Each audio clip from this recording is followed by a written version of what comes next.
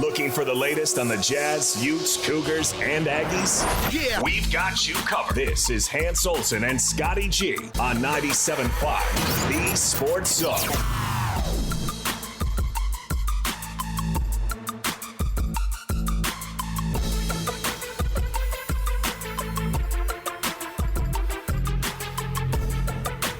Hans and Scotty, 97.5, the KSL Sports Zone.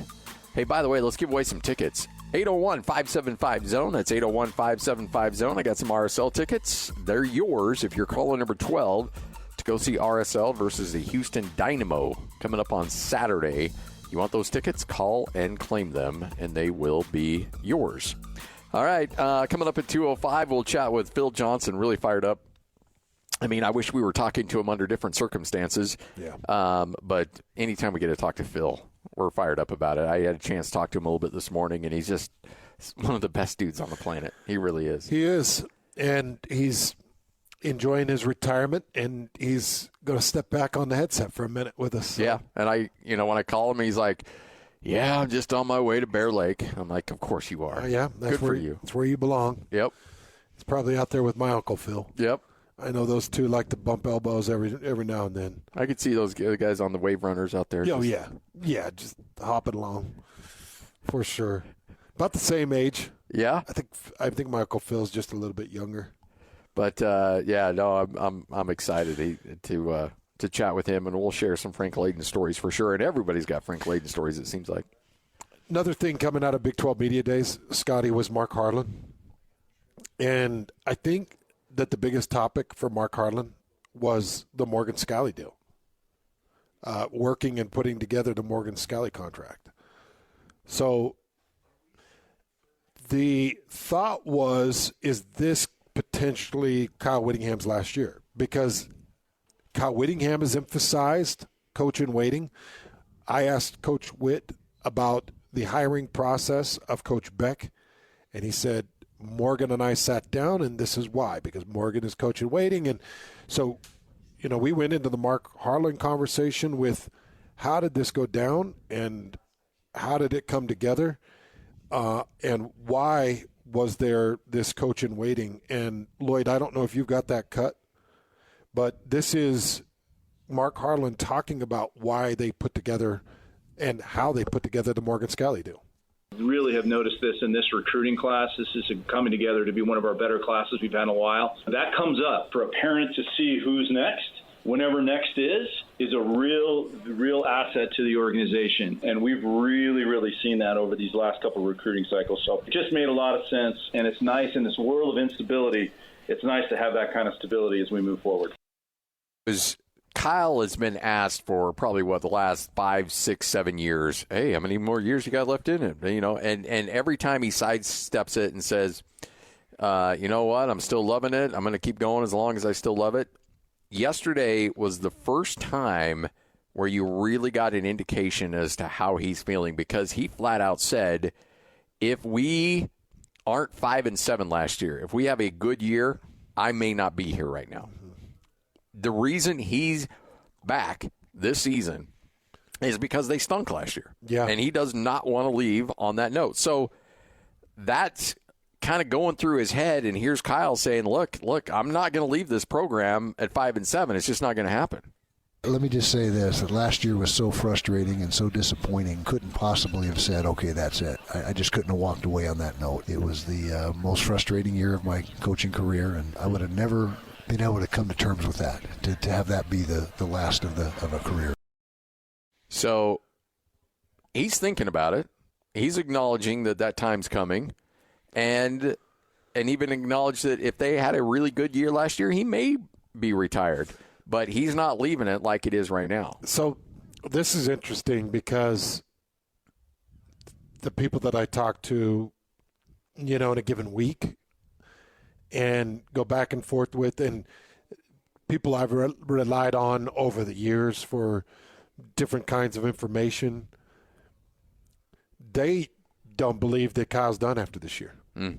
They believe that there's more years to come, which leads me to believe that maybe it is the last, because people are saying there's people that are saying no, it's not over. This is not the last year.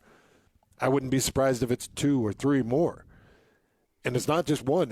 There's a bit of an echo chamber with that. Which I'm like, okay, are you trying to throw everybody off the trail so this doesn't become – because I could see Kyle Whittingham saying the last thing I want in this state is for my retirement to be the talking point and for our players to think that this is it for me and that you got to do it for Kyle. I don't want that distraction. No. Don't want that pressure. Don't want it. What I want to do is, hey, business as usual. Who knows when it's going to come? Let's all go out and play football. And then if they achieve and hit the goals that they've got set for them, then I could see Kyle being like, that was it and gone. And like Jared Allen, this thing. Yeah. Get on a horse and film him riding off into the sunset of red cliffs. I could see that. More like Hawaii palm trees for Kyle. I could see that. Yeah. Yeah, I could see it, like him getting on a unicorn, a Pegasus, and flying into the air over to Hawaii. I could see that. The very first media event I ever covered when I moved down here to Salt Lake was locker room clean out, and John Stockton came out, and this was back, there weren't podiums, there weren't anything, and we were all by that same garbage can that Jerry stood by. And he came out of the locker room and goes, yeah, that was tough. And he goes, I just told all the guys that I retired. And everybody's like, what? And they're like, yeah, this is it for me. And then he grabs his stuff and leaves. That's it. There was no farewell tour. There was no. But I'm sure Larry put together like a big. Nothing. He didn't do like a big luncheon or a big. Because John didn't want it. Now, if there was something very private, maybe there was, but we didn't know about it. There was no media availability. Carl goes to Los Angeles. He never came to the podium and was like, hey, there was no podium. Huh. There was no press conference. There was nothing. And I remember that was the first time I ever met David James at an event because DJ was there too. And so here I am. My first thing I ever covered, I'm sticking a mic in John Stockton's face. I'm like, oh, this is cool, John Stockton. He's like, yeah, I just told everybody that I'm shutting it down and I'm done. And then he grabs his duffel bag and walks out. You couldn't even tweet that back then. No, that's how old that's how long ago that was. But a while ago. But that's how I envision Kyle Whittingham. That's how Kyle will be. Yeah, I'm 1,000% on that. I could see it where nobody knows it's coming. Nobody, not the players, not the administration, not the coaches. Just like him getting there and being like, "That was it. That was done." The only person that might know is Jamie, his wife. Maybe a couple of his kids. Yeah. But the people that have always been so good to me with information, they're like, he's not done, Hans. He's not done. Like, there's still a lot left in the tank. He's going to be 65. No, he'll be 66. He's 65 currently. So I thought Mark Harlan, I thought he knocked it out of the park. Kyle Whittingham mentioned it too. And Kyle said, because I asked Kyle, why the contract, why the coach in waiting with Morgan, and Kyle was like, when you got other teams out there knocking down doors, we want to make sure we keep him around. So they were really vocal on that Morgan has had a lot of interest. I think Harlan was vocal on that as well. But if I'm a recruit and I'm coming up to the campus at the University of Utah and I'm talking to Kyle Whittingham, and then I walk in and I'm sitting in Morgan Scalley's office and I'm talking to Morgan, there's a lot of similarities there. Oh, yeah.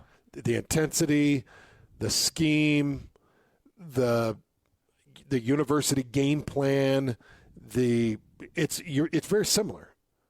So it would be a very nice thing. Like, okay, if he leaves, it's business as usual with him.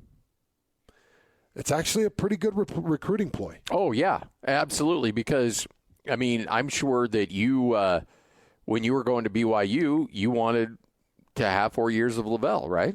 And you were like, look. Yeah. And if Lavelle said, you know what, I don't know if I have 5 years left in me, but this guy is going to be my replacement. But Ken Schmidt will be the replacement. And he's the guy you're going to work with every day. And just know, if I decide that I will shut it down in a year or 2 years or 3 years or 4 years, and you're still here, you will know who will take over the job. I would love that, because I don't want to go through coaching change. Yeah. I feel bad for that 2002 class. I guess it would have been more. That 2001, they were the beneficiary of Lavelle's recruiting, and Gary Croton came in and he won. And I remember being in Indianapolis with the Colts looking like, what the hell's going on over there?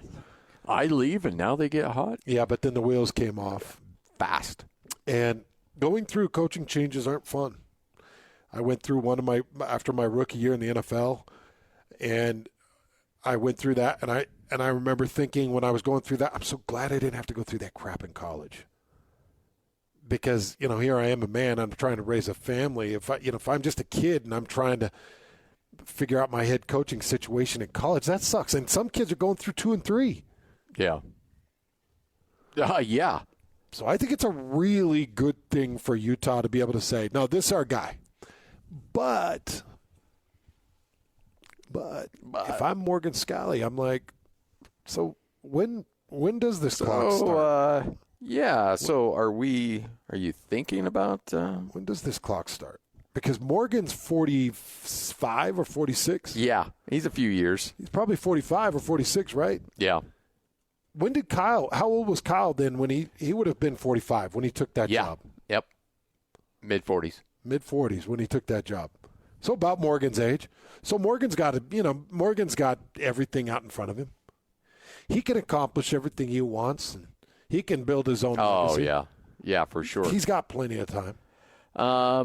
Mark Harlan, again, fascinating conversation you guys had with him. And that's the thing. Like, for whatever reason, he got caught up, was unable to be there. So he's like, well, I still made media commitments. I'm going to call in. And I thought that was really cool because, he's talking about the landscape. You heard Brian Santiago talk about their landscape of college athletics and the financial resources that they have to have and have to come up with for players. Mark Harlan talked about that as well. What is clarity for me and the organization is certainly the cap. That's a big deal. Don't want to underestimate that. The fact that everybody can spend 20.5. If you go over, there's $7 million+ penalties. This is a federal settlement. This isn't just some negotiating in a back room. This is a federal signed by a federal judge settlement. So excited about that. Excited that payroll, if you want to call it that, began here last Tuesday. We're settling into that, and that's a big change. That's helpful. I didn't know about the penalties. I didn't either. And it's really stiff. Is Alabama going to pretend to be like the Golden State Warriors and say, well, we don't care. We'll just pay it? What was the amount? He said $7 million. Oh, man, that's such a big penalty. I'm sure it's an escalator, right? I would think so, yeah. Being a signed escalator. Yeah. These guys are going to be living in – I think that because of the loose nature, and you know this, you and I have seen this over the years, when things get really loose, they always overcorrect. When things get really loose, they always overcorrect. I think college football is going to get an overcorrection at some point. They're going to get an overcorrection and then they're going to have to reform. Like, yeah, this is too tight. For instance, the NCAA, as it became, that a coach couldn't even give me a sandwich when I was in college, had a lot to do with, here's a $10,000 sandwich. Oh, well, now you just can't give a kid a sandwich at all because they were giving $10,000 sandwiches out. Yeah. You go to take a bite, and there's paper in the middle of it. Yes. What's this envelope doing in my sandwich? Okay, so you're a booster and you just want to give a kid a job? Well, that's weird. Why are you paying him $250 an hour? Yeah, and he's never at work or expected to be at work. So then the NCAA, they overcorrect, and they're like, no. Now we're looking for every little dip in detail. Now you can't even take a sandwich from your uncle that's in town for the weekend if he's attached to a business or some type of booster representation. And you're like, this is the dumbest thing ever. Well, it overcorrected. I kind of feel like we're in the midst of a potential overcorrection. Well, yeah, you are. And by the way, Dalton Forsythe is essentially running the collective up at Utah State, former Aggie player. He tweeted out this morning that this NIL Go website, so now you have to send in all your paperwork on every NIL deal to this website. It's called NIL Go, and then it gets approved or declined. Yeah. It's in operation now? It's in operation as of July 1. Utah State, according to Dalton Forsythe, has had every single one of their NIL deals declined. And he tweets out, he goes, now we're hearing from peers across the country, nearly 100% of collective-backed NIL deals are being denied regardless of size or structure. Why? The College Sports Commission has taken the position that a collective cannot serve a valid business purpose, a standard that was never clearly communicated before implementation.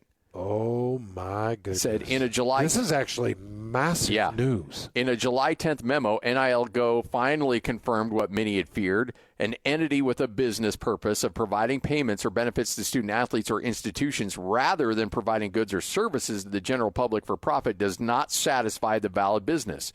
This is not a fair or functional system for athletes, schools, or collectives. Without clarity and collaboration, the current path undermines the very goal of NIL, empowering student athletes. We all knew that. It just is now in writing to help everybody understand that. Because, you got these businesses that have no business putting money in coffers, that it's clear pay to play. Yeah. Now it's like, oh, okay, so you're going to put in an NIL. Well, it better be for, Rockstar energy drink. My image is on the can, and this is the return of my image being on the can. It is no longer a collection of IBM money with Pitney Bowe money that is put into this unusual coffer that's distributed to these players. I hope that that's making sense for the listener. 100%, yeah. Now it's got to be a brand. Yep. And there has to be a kickback to the brand for what you're doing. Dalton continues on Twitter. It says, to our supporters and donors, we took steps to mitigate risk prior to the July 1st deadline. We got our deals in early, followed the known rules, and even used cash to pay down or pay off deals that we believe had a high chance of being denied. But no one expected 100% of collective deals, regardless of size, to be rejected. It feels like turning in the biggest assignment of your life on time, only for the teacher to say, we changed the instructions, you failed. I'm going to tell you right now, because you and I know the money that has been divvied out to players that have left this state or come into this state, and the years that are attached to it. 2, 3, 4 years where you're looking at $2 to $4 million that's being paid to these kids. A university could now, unless you've got it in writing and it's gone through an attorney's process and it's signed by both university coach and player, I could see university saying, we're no longer in compliance to do that. Yep. So, but wait, you told me $750,000. I understand that, but do you understand where we're at now with this landscape, right? Yeah, no, I don't. Well, yeah, okay. Well, let me show you. And as a college kid, you're going to sit there like you're 19, 20. It's all numb to you. You just saw the dollar signs. And now I'm in Iowa playing for the Hawkeyes, thinking that everything is going to be great. And now I'm sitting there looking at the numbers like, what? So you guys have to put this through NIL Go? What? And what it's telling you can't. I'm just saying that a university could leverage that to get out of some money. Oh, yeah. Yep. It would be disgusting, and it'd be high-level robbery. But I'm going to tell you, too, that I think that universities leverage this 105 thing to get rid of dead weight. Because when I talk to coaches, every coach I talk to, they were like, no, the 105 thing is a bunch of hogwash. All you got to do, you just got to designate players as walk-ons. Oh, so like it was?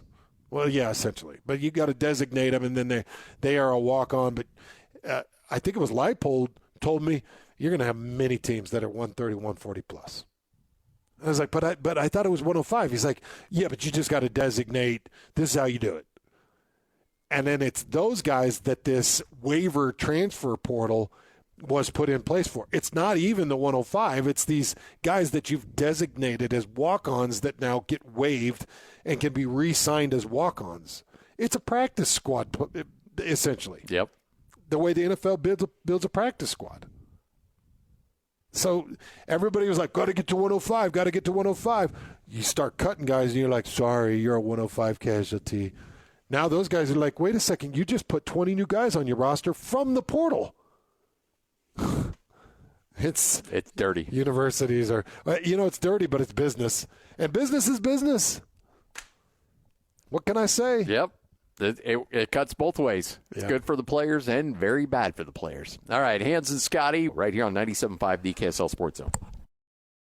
60 and 60 watch list as Hans and Scotty get you ready for the start of the 2025 college football season by highlighting the most influential players on their team for the upcoming season. And now, get the call, baby! Let's go! Here's today's newest addition to the watch list. Hans Olsen, Scott Gerard, 97.5, the KSL Sports Zone. All right, Hans, because of Media Day, we're a little bit behind, so we have two selections today in our top 60 and 60 watch list. And let's focus on linebackers at Utah and BYU. Let's start with the Cougars and a guy that you got to chant with yesterday who obviously is making a big impact for the Cougars. Jack Kelly is one of the most complete linebackers, has tons of ability. Obviously, he's athletic and can get after quarterbacks. I think the hardest part for us is where to put him because he's not only our best inside linebacker, he's also our best outside linebacker, which means that he can rush the passer. He can do that from his days when playing on the end at Weber State. So I think Jay Hill can use him in a lot of different ways. We plan on doing that with him, and the combination of him and the talent that we have in the linebacker group, it gives us a lot of flexibility. But his understanding of the game and the scheme allows us to do so much with him. So you'll see him in a lot of different positions, playing a lot of different areas, doing a lot of different things. It's because he knows our defense really well and because he has the skills and the ability to do so many different things. And if you ask him, he probably could run the ball and catch the ball and do all those things too. So he's not lacking any confidence, and so he's going to be a great player. He's been great for us already, but this is going to be a great year for him. So a lot has been made. We had Jay Hill on, and you mentioned this with Jack Kelly yesterday when Jay Hill said in that first 16 snaps against Colorado they ran 14 different defenses or something like that. Well, a lot of defensive coordinators would love to do that, but they don't have the guys that have the experience and the knowledge and the football IQ to be able to do that. In the NFL, you can probably do that. In college, maybe not. But when you got a guy like Jack Kelly and others that are so smart about the game, you can do that. And that's exactly what Jack Kelly brings to the table outside of being a freak athlete.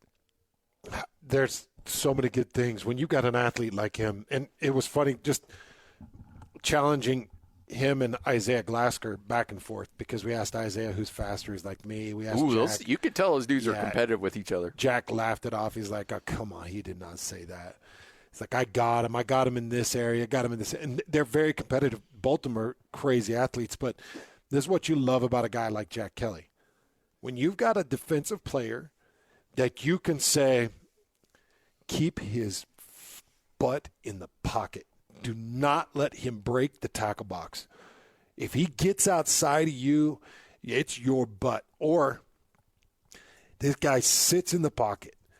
I don't care if you take the inside move. He's not fast enough to get to the outside on you. Harass him. Or they've got this tight end, and this tight end is a real problem, so we're going to bump and run, and we need you on a bracket purposing. Or They've got this running back that's coming downhill. They've got this guard. He's excellent in calm ball. He's excellent off pole. They zero trap you to death. I want you to take that guy's face mask, shove it back up into his teeth, and I want that thing stopped so we can make a tackle off the backside with Glasgow scraping. You know, this kid can take an assignment of an offensive specialty and can stop it. And that's what we did with Rob Morris. And what was great was, you know, they would come to Chris and me or Sitemanali, or they'd come to us and be like, all right, this is what it is. This guy does this, this, and this. So what we're going to do is we're going to collapse these gaps. We're going to funnel this expertise to this area, and Rob will take care of it. And that was a really nice thing to be able to do. Now, it highlights their talents, and you can use that. You know, you go to Keanu Tanavasa, or you go to a couple of these ends, and you say, well, this is how we're going to specialize. Because Jack Kelly, realistically, he should be an 8+ sack guy this year. Yeah. And if he's not, then did you use him the right way? Because did you hear his goal? 10.5. Yeah, he said my goal's 10.5. If I don't hit 10.5, then I'm missing my goal. So I love a player like that, and he is that player. Yeah, and it's more because of his athleticism than it is anything else. I mean, I was going to send this video. Somebody took a shot, and I forget his name, but there's a linebacker for the Pittsburgh Steelers, and just a clip of 7 or 8 consecutive plays of him following a pulling guard and blowing him up. And 90% of those plays ended up going for TFLs that he doesn't get any credit for whatsoever. But because he's a heat-seeking missile, finds a pulling guard, blows him up before he gets even close to the second level, is causing TFL after TFL after TFL. Right. And for that coach, for that player, you know, the coaches love him and they know his value, but he doesn't get invited to a lot of press conferences because you blew up a pulling guard. But that play doesn't work. That defense doesn't work without him doing those things. So Jack Kelly can do all of those things. If Jack Kelly gets a little help, he can be a defensive MVP for the Big 12 candidate. Yeah. And I hope they showcase him. Yeah, I do too. All right, so there's a BYU linebacker. Well, let's go to another guy that you talked to yesterday, and that's Lander Barton. Lander Barton, one of the best linebackers in the country. He's got it all. He's got size, speed, strength, instincts, and a guy that has been a great leader for us ever since he got into our program.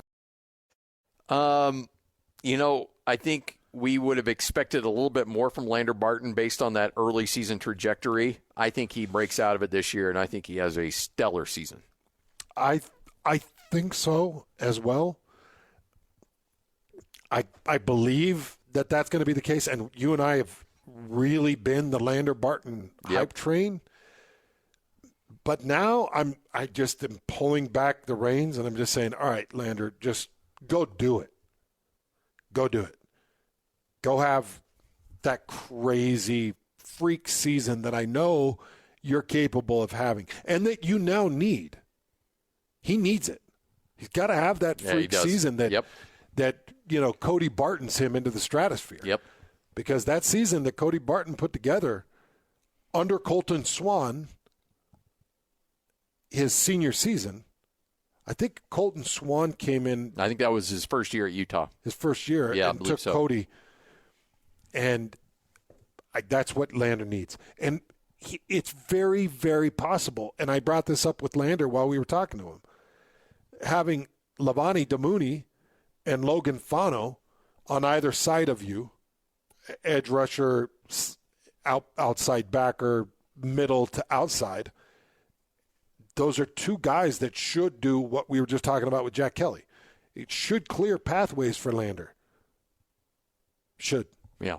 And that certainly is the hope, because I don't know if there's a guy that really needs to have that crazy blow-up season than Lander Barton. He's capable of it. This defense is capable of showcasing him. He just needs to take that next step, because I would love to see this guy equal what Cody's doing at the NFL level. You know, when you look at how Lander Barton is built, his build is just – it is just such a well-built – let's see. Urlacher was listed at 6'4", 258. I bet Barton's pretty close to that. He's probably 6'3", 6'4". What do they list Barton at? Do you know? I'll look it up. Lander Barton. So they list him at... let's see here. 6'4", 236. Yep. The only reason I bring it up is because I've stood by Urlacher a few times. And I look at the build of Barton and the build of Urlacher. They're very similar builds. They're both gigantic backers. Playing a middle back expectation, and it's like, come on, Lander, it's time. It's time to have a universal season, man. Time to do it all. Because when he came in as a freshman, I projected him as a first or second rounder. Right now, he projects as a fourth or fifth rounder. Have the season that gets you back into that first and second round. Yep. And it certainly could happen. Oh, yeah. And again, Levani and Logan next to you, it should happen. Hans and Scotty, 97.5, the KSL Sports Zone. A little whole world news coming up next. And then Phil Johnson joins us coming up at 2:05 right here on 97.5, the KSL Sports Zone. Hans and Scotty, 97.5, the KSL Sports Zone. About 10 minutes away from Phil Johnson, longtime Utah Jazz assistant coach. Fired up to talk to Phil. He's got a lot of good Frank Layden stories. And, of course, Frank Layden passing away yesterday at the age of 93. I'm not sure if the Utah Jazz exist here in Salt Lake City if Frank Layden is not here. It took Larry Miller. It took Frank Layden. It took Jerry Sloan. It took a lot of people, the drafting of John and Carl, for this franchise to be what it is today. But Frank Layden is just as important as anybody on all of that. All right, Hans, I'm going to take you to we're going to go to Ireland today for the for Whole World News. Great. There's a very popular sport in Ireland called hurling. I don't know exactly. All it is a traditional Irish fast-paced sport played with a stick and a ball. Not curling. No, hurling. Now, that's all I know about it. But one of the best players to ever play the sport of hurling in Ireland, extremely popular player named DJ Carey. Well, DJ Carey, sadly, has come down with cancer and has been battling cancer, or so he has claimed, for several years. Well, he sent out a picture of himself in a hospital bed and with a link to a GoFundMe account saying, I need your dollars. I'm in bad shape. Here's a picture of me in the hospital. Well, that picture of him lying in a hospital bed is actually an iPhone cord taped to his nose.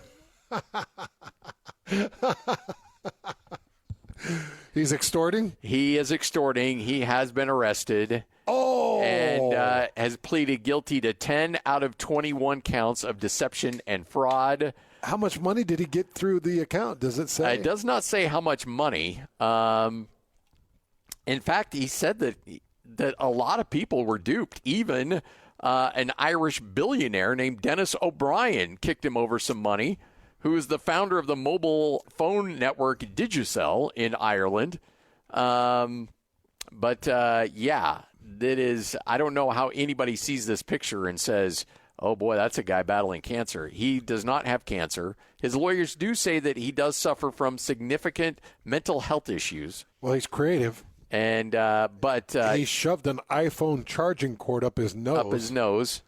I mean, at least put like on a hospital gown or something. The guy's got a golf shirt lying in a bed that looks like anybody's room. It doesn't look like a hospital bed. It's like a Scotch tape. He just put some Scotch tape on an iPhone cord and stuck it up his nose. It does look like he put maybe a little bit of eyeshadow underneath his eyes to look darked out.